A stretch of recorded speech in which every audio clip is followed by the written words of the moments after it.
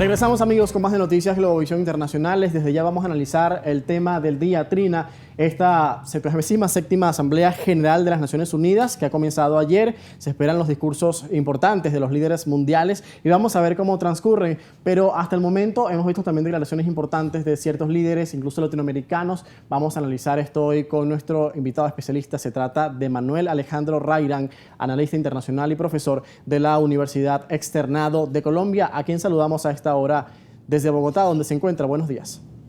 Muy buenos días,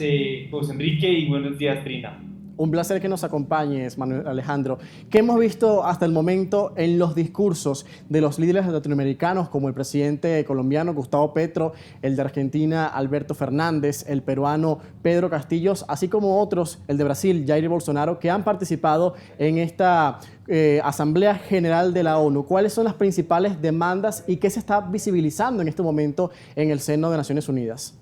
Bueno, en el caso del presidente Gustavo Petro en Colombia, pues que ha generado bastante revuelo en los diferentes medios internacionales y en los diferentes tabloides, es que realmente se caracteriza, yo creo que por 4 elementos y que digamos, se asemeja a los discursos de Gabriel Boric también y con el de Bolivia, ¿no? El de Arce. En el caso de Colombia, pues se evidencia que es un discurso coherente el que tiene a nivel doméstico con el internacional. El segundo es que es un discurso que es fiel a las agendas políticas de los partidos políticos progresistas de la región, es decir, habla de temas de cambio climático, habla de temas de la guerra, cuestiona el tema de los conflictos armados en el mundo,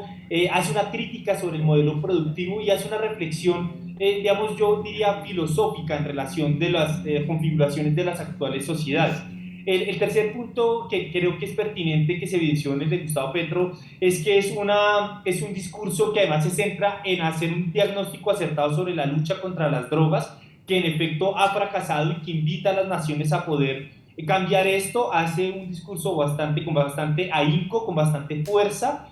Por ejemplo, menciona la hipocresía de algunos países frente al tema. Y el último tema que aborda y que lo comparte también con otros presidentes es el tema del cambio climático, que es uno de los temas que más abordan y es, digamos, que hablar sobre esa inequidad sobre el pago del cambio climático, ¿no? Entonces, aquí la pregunta es cuidar la Amazonía. Eso ha sido los mayores énfasis del presidente Gustavo Petro, pero que deja nuevamente en el aire es que cómo la van a cuidar y quién la va a cuidar. Ya tenemos claro por qué tenemos que cuidarla, pero se ha centrado, creo yo, que queda en el aire un tema de quién la debe cuidar y el cómo también. En el caso también del presidente Gabriel Boric vimos un discurso que se centra en hacer un análisis interno de la situación de la constituyente, que están en un proceso también político de cambio, y que pues digamos que es necesario consolidar las democracias alrededor de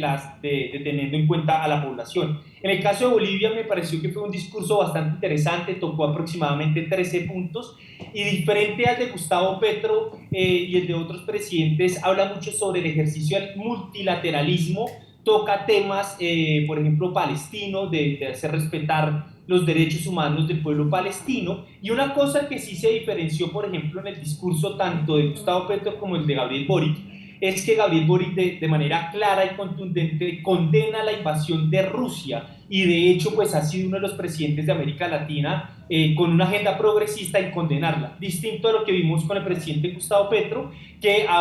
invita a los pueblos eslavos a hacer unos acuerdos de diálogo. Esto se distancia claramente con el discurso del presidente Jair Bolsonaro, que es uno de los pocos presidentes de la derecha en la región, un presidente que sí es incoherente, dice que tiene muy buenos resultados en temas de salud cuando la gestión de la pandemia no fue muy buena. De hecho, hoy tiene 9 procesos en la justicia brasileña por malos procedimientos con el COVID-19, y también habla que ha tenido muy buenos resultados en el cuidado de la Amazonía, cuando el presidente Jair Bolsonaro ha sido uno de los presidentes que más ha insistido en querer intervenir la Amazonía, país que tiene 2/3 de toda esta región amazónica. Entonces creo que el presidente Jair Bolsonaro, que hace parte, digamos, como a la derecha latinoamericana, hace poco que queda el residuo de la derecha, y pues digamos que se centra en un discurso doble, y pues que obviamente también lo hace con el ejercicio de tener una repercusión para las elecciones Manuel, y del norte. exactamente eso que mencionabas en este momento, podríamos ver también que todos estos discursos, no solo los latinoamericanos, sino también lo de los líderes en general a nivel mundial, han tenido algo en común y es el llamado a la acción, pero todo esto se ha centrado como que en discursos muy sentidos, muy emocionales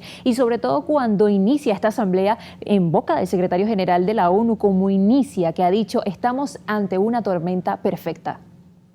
Sí, en efecto, Trina, y es muy buen comentario porque, digamos, en los diferentes discursos de Bolivia, Argentina, Chile y Colombia, inclusive de Honduras y de El Salvador, se habla de una manera bastante romántica de cómo el norte global ha afectado al sur global y que es el momento que ese norte global respeta al sur global. Entonces, sí, en efecto, se habla sobre, se prenden las alarmas por el cambio climático, en que se invita a los países a tomar realmente medidas para resolver estos riesgos globales, pero también alrededor también de un ejercicio de hacer una reflexión histórica de cómo ha sido esa relación dentro de los países del norte con los del sur global.